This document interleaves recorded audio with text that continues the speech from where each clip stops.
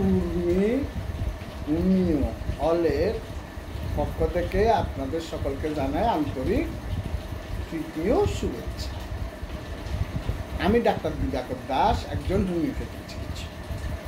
দীর্ঘদিন ধরে যৌন, মানসিক ও পুরাতন রোগীদের চিকিৎসা সেবা দিয়ে আসছে। কিছু মানুষ আছে যারা অতিরিক্ত বেশি কথা বলে, তাদের অনেক সময় অনেক ধরনের সমস্যাতেও পড়তে হয়। আজকে মানুষ কেন অতিরিক্ত কথা বলে সেই সম্পর্কে জানাতে চেষ্টা করে। তার আগে যারা ভিডিওটি দেখছেন তারা না টেনে সম্পূর্ণ দেখুন, এবং যারা এখনও সাবস্ক্রাইব করেন নাই তারা বিভিন্ন রোগের হোমিওপ্যাথিক চিকিৎসা সম্পর্কে জানতে চ্যানেলটি সাবস্ক্রাইব করে লাইক কমেন্টস করার অনুরোধ করছি।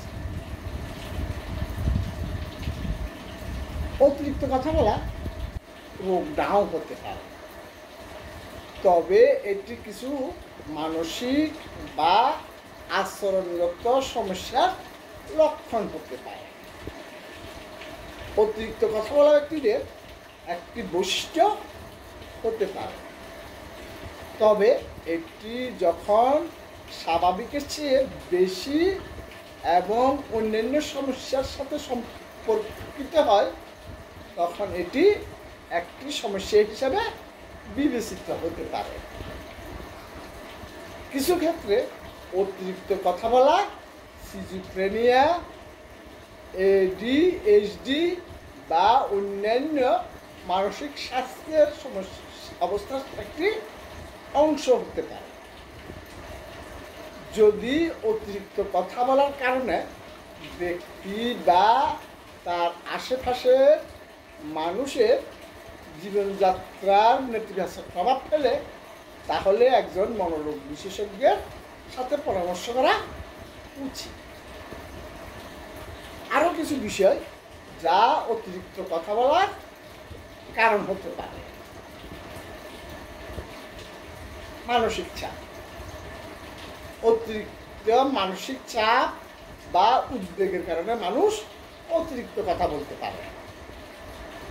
ঘুমের অভাব। পর্যাপ্ত ঘুম না হলে মনোযোগের অভাব এবং অতিরিক্ত কথা বলার প্রবণতা দেখা দিতে পারে।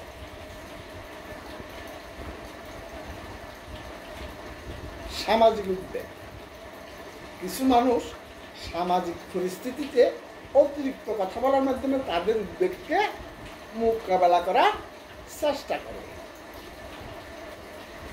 যদি অতিরিক্ত কথা বলার কারণে আপনি বা আপনার পরিচিত কেউ সমস্যায় পড়েন, তাহলে একজন মনোরোগ বিশেষজ্ঞের সাথে যোগাযোগ করা গুরুত্বপূর্ণ। হোমিওপ্যাথিক চিকিৎসা।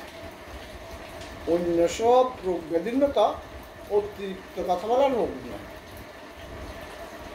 সিজোফ্রেনিয়া বা ADHD এর কারণে যদি অতিরিক্ত কথা বলে থাকেন তবে চিকিৎসার প্রয়োজন হতে পারে। এই ধরনের মানসিক রোগের ক্ষেত্রে হোমিওপ্যাথিতে বেশ ভালো চিকিৎসা রয়েছে। লক্ষণ সাদৃশ্যে ওষুধ নির্বাচন করতে পারলে সিজোফ্রেনিয়ার মতো জটিল মানসিক রোগীদের সারিয়ে তোলা সম্ভব। এই ক্ষেত্রে হোমিও হল অতিরিক্ত কথা বলার কারণ অনুসন্ধানের মাধ্যমে বিশ্বমানের হোমিওপ্যাথিক চিকিৎসা সেবা দিয়ে আসছে। আজ এই পর্যন্ত। ধন্যবাদ।